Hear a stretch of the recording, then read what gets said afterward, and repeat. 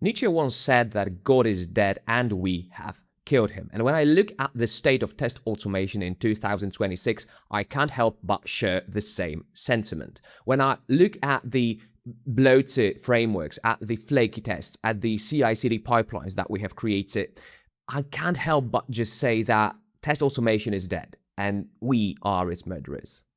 Every morning, thousands of engineers wake up to the same lie. We fire up our machines, we look at the latest regression runs, we see a wall of green squares, and we are just happy that the build is safe and we can progress onwards. But a decade in the industry taught me something terrifying.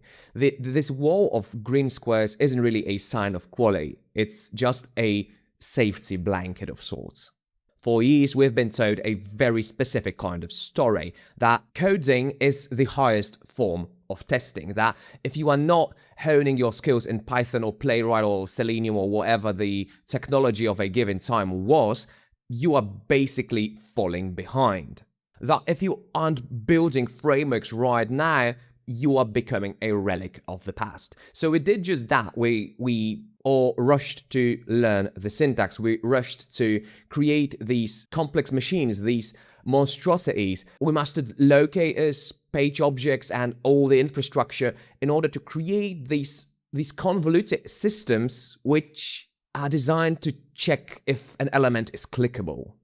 And in that very rush to become technical, we lost what made us testers in the first place. We have lost our hunter's instincts. We became a maintenance operators. We traded those instincts for a manual. And so we became those operators who are perfectly capable of operating a machine that is perfectly tuned to look at a world through a keyhole of sorts while the rest of the building is on fire.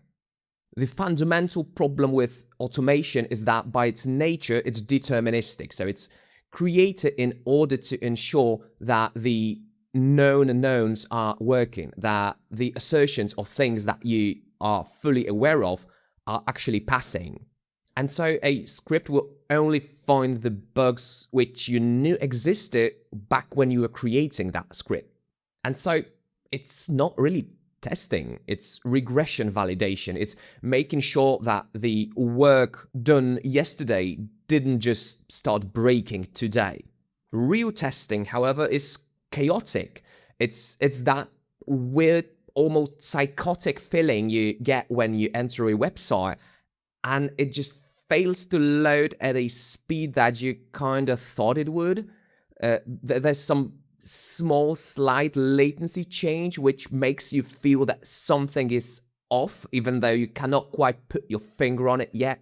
It's that urge to click a random corner of an element or a button sticking out while the analytics script is still loading and hanging in there.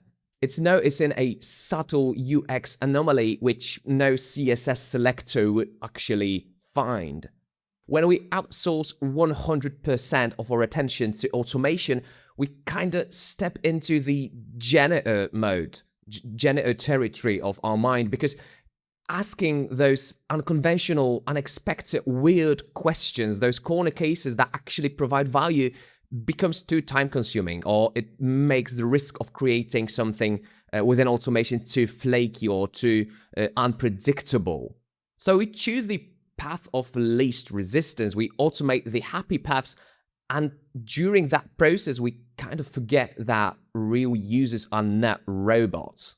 They don't really tend to follow the clean, sanitized journeys that you have covered in your GitHub repo. They are creative, unpredictable, and messy creatures which your automation is totally blind to. In today's market, we have redefined seniority. We call someone a senior when they know some nooks and crannies of the infrastructure, or they know how to spin up a multi-layered, exotic framework that looks nice on paper. But this technocratic definition is a dead end. Because if your only value is translating a manual test into a line of code, I have some bad news for you. You are first in line to be replaced, actually. AI is already writing scripts faster than you. It can already generate locators faster than you. It can already create boilerplate code faster than you. And it's only going to get better.